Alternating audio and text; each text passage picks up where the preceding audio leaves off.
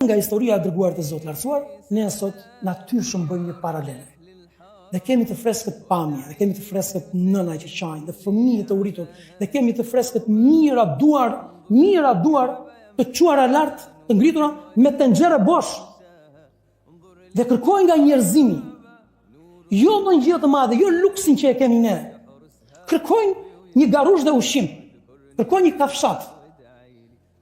Dhe njerëzimi, që nga muslimanët e parët, që nga ne, deri të fundit, shikojnë dhe bëjnë sehir.